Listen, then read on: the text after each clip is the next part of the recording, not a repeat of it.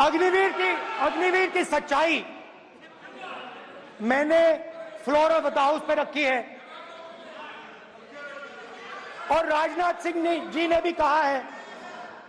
जो रियलिटी है वो हिंदुस्तान की सेना को मालूम है, वो अग्निवीरों को मालूम है। उनके कहने से या मेरे कहने से कोई फर्क नहीं पड़ता, सच्चाई तो उनको मालूम है। उनको मालूम है सच्चाई कौन बोल रहा है।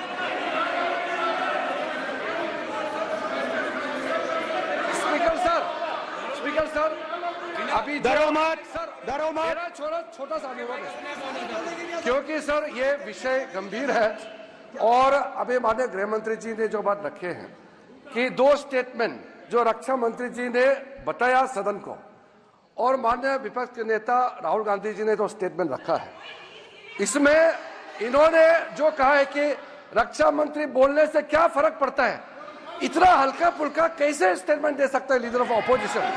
इसलिए सर इन्होंने जो बात रखा है पुष्टि करना चाहिए और हम लोग भी सर नियम के मुताबिक अपना बात रखेंगे सर।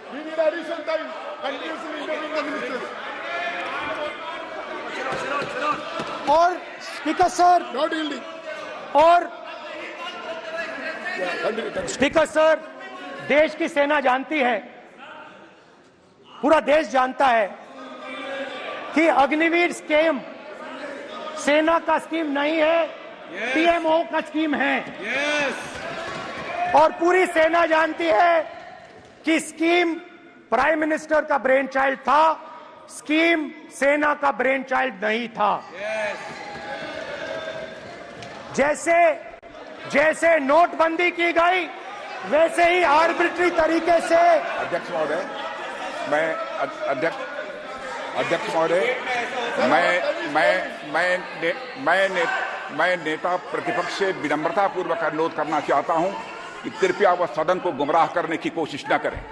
अग्निवीर योजना के संबंध में बहुत सारे लोगों से 158 ऑर्गेनाइजेशन के साथ सीधा संवाद स्थापित हुआ है, उनके सुझाव लिए गए हैं, तब यह अग्निवीर योजना लाई गई है और बहुत सोच समझकर यह योजना लाई गई है। और मैं यह भी स्पष्ट कर देना चाहता हूं, इस प्रकार की योजनाएं दुनिया के कई देशों में है, यूएस में है, यूके में है, वहां पर किसी को कोई किसी प्रकार की आपत्ति नहीं है। अब बिना अग्निवीर योजना के बारे में समझे, बिना उस संबंध में कोई पूरी जानकारी हासिल किए इस तरीके से सदन को गुमराह करना, इसे कदापि उचित नहीं ठहराया जा सकता। महोदय, मैं तो आपसे यह अनुरोध करूंगा, इसे सदन की कार्रवाई से बाहर निकाला जाना चाहिए। आपको देखिए, सिंपल सी बात है स्पीकर सर, इनको अग्निवीर अच्छा लगता है, आप उसको रखिए, हम उसको बदल देंगे, हटा देंगे। सिंपल सी बात है, हमारी सरकार आई थी, अग्निवीर को हम हटा देंगे, क्योंकि हम सोचते हैं कि अग्निवीर सेना के खिलाफ है, जवानों के खिलाफ है, देशभक्तों के खिलाफ स्कीम है। हम इस स्कीम को नहीं चाहते।